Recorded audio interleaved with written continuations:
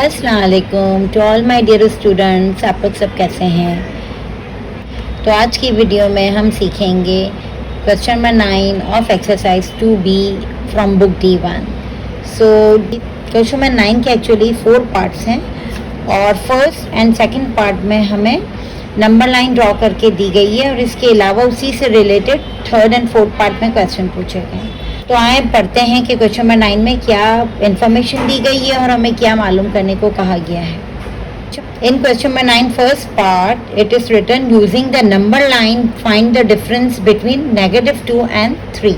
तो एक बेसिक से नंबर लाइन ऑलरेडी ड्रॉन है और इसके अंदर हमें जो है कि स्टार्ट हो रही है -5, सेंटर में 0 है एंड देन +5।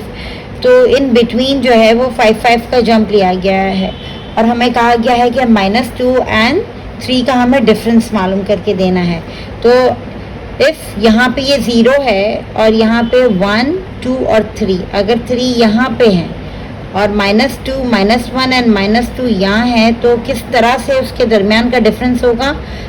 आप सॉल्यूशन में इस तरह करके दिखा सकते हो कि डिफरेंस बिटवीन -2 एंड 3 और यहाँ पे आपने डिफरेंस निकालना है 3 माइनस ब्रैकेट में आप -2 लिख देंगे, 3 माइनस +2 जो कि 5 है। 5 is your answer.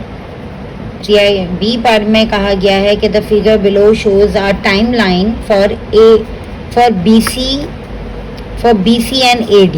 BC for example 2 years, BC stand for 2 years before Christ and 3 years AD stand for after Christ. All right, was born.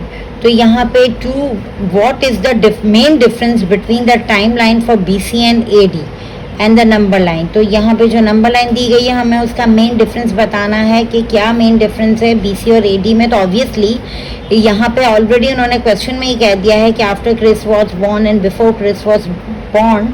So main difference में आप सिर्फ ये लिख दोगे कि the main difference will be the year in which Christ was born. यही main difference है AD and BC में। तो in part 3 they are asking how many years are there between 2 BC and 3 AD। तो हम यहाँ जिस तरह ये कि 1 BC है तो उसके बराबर में 2 BC होगा, इसी तरह हम 1 AD, 2 AD, 3 AD। So now हम जंप करके देखते हैं कि उनके बिटवीन में कितनी ईयर है।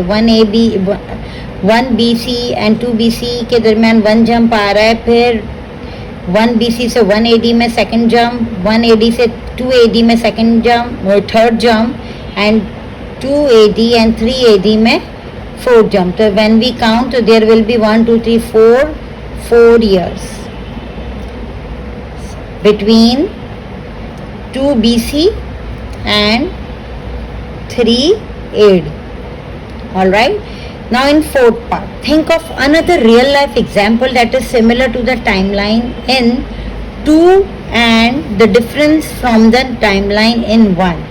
BC से रिलेटेड एक टाइमलाइन ड्रॉ करनी है रियल लाइफ से एग्जाम्पल। फॉर एग्जाम्पल मैं यहाँ ही ले लेती हूँ 5 BC और इसी तरह मैं यही वाली साइड लिख देती हूँ this is 1 BC, 1 AD and then I have 5 AD।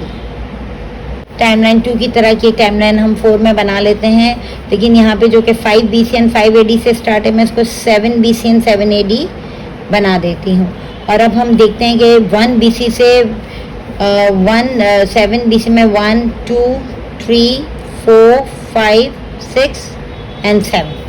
So 2 3 4 5 6 and 7। इसी तरह 1 के बाद 2 3 4 5 6 एंड 7।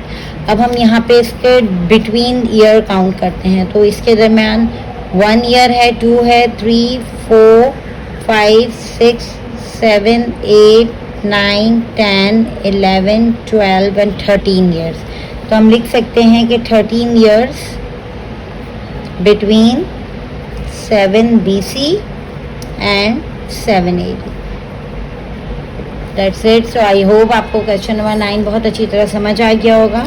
आप क्वेश्चन नंबर 9 के फोर्थ पार्ट में अपनी भी कोई एग्जाम्पल बना सकते हो 5 या 7 AD के अलावा एंड 5 या 7 AD या BC के अलावा आप अपने खुद का कोई टाइम दे सकते हो और इसी तरह जंप करते हुए नंबर्स ऑफ ईयर्स आप काउंट करके यहाँ पे लिख सकते हो। तो इंशाल्लाह नेक्स्ट वीडियो में फिर मुलाकात होगी, जब के लिए कीप प्रैक्टिसिंग। अल्लाह हाफिज़, थैंक यू फॉर वॉचिंग।